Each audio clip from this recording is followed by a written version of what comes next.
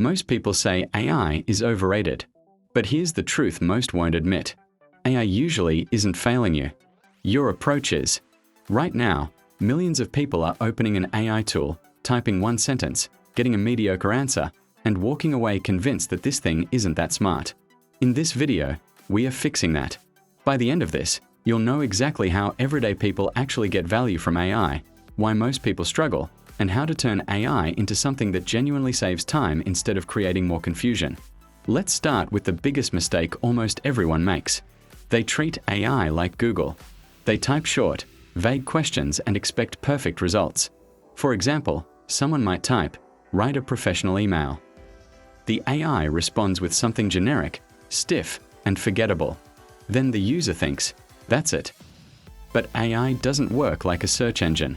It works like a junior assistant who needs direction. The difference between bad and great results is not intelligence. It's instruction.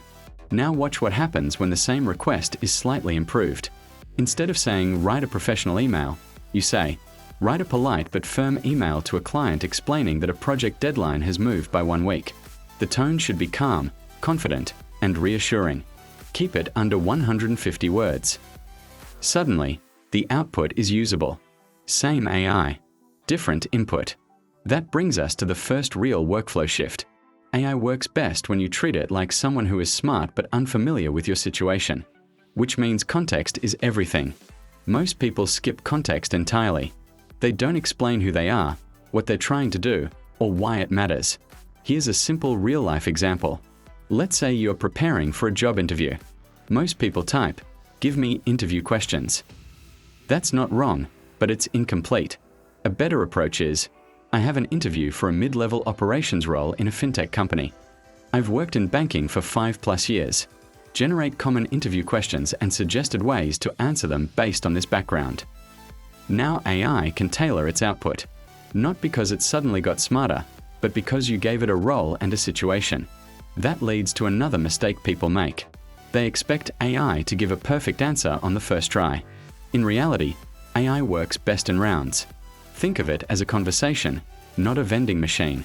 For example, if AI gives you a response that's too long, you don't start over.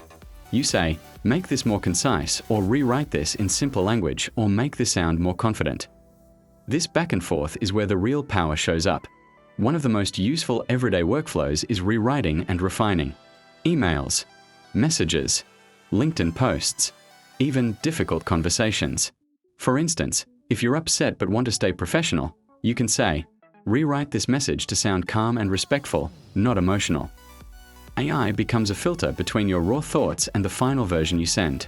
Another area where people underuse AI is thinking support. Most users only ask AI to write things. Very few ask it to think with them. You can use AI to brainstorm, structure ideas, and organize chaos. For example, instead of saying, "Give me business ideas," you say, "I have experience in finance and operations. I want side business ideas that require low upfront cost and can be run alongside a full-time job." That instantly changes the output. You can go further. Rank these ideas by difficulty and time commitment. Which idea is most realistic to test in 30 days?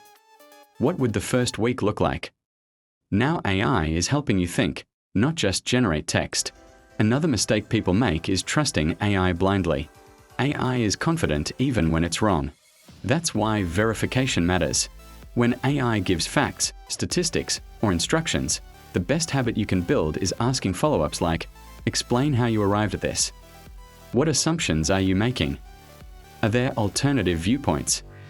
This doesn't slow you down. It actually saves time by preventing mistakes. One of the strongest workflows professionals use is summarization. Instead of reading long articles, documents, or notes, you can paste content and ask, "Summarize this in simple bullet points." Extract the key decisions. Highlight risks and action items. Students use this for study notes. Professionals use it for reports. Creators use it for research. But here's the key part most people miss. You don't just ask for a summary. You ask for a summary in a format you can use. For example, summarize this into talking points for a presentation or turn this into an executive summary. Format matters. Another extremely practical use is decision support. You can lay out a situation and ask AI to help you reason through it. For example, I'm choosing between two job offers. One pays more but has longer hours. The other pays less but offers flexibility. Ask me the right questions to decide. Now AI becomes a thinking partner. It doesn't decide for you, but it helps clarify trade-offs. That's the mindset shift most people never make. AI is not there to replace judgment. It's there to sharpen it. One more common mistake is expecting AI to remember things without being told. Unless you restate context, AI doesn't always carry it forward perfectly. So if you change direction, clarify it. Based on everything we discussed so far, or using the same tone as before, these small instructions dramatically improve continuity. Now let's talk about productivity. People think AI saves time by doing tasks faster. In reality, it saves time by reducing mental friction. You don't stare at a blank page. You don't overthink phrasing. You don't get stuck on structure. You start with something, then refine. That's how professionals actually use it. Not to replace work, but to remove resistance.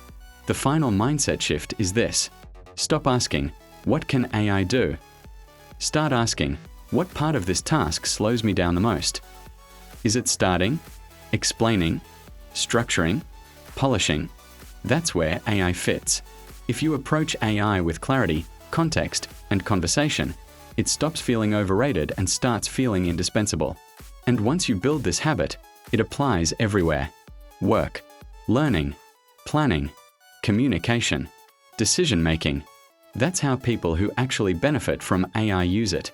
If you find these videos helpful, please like and subscribe to my channel.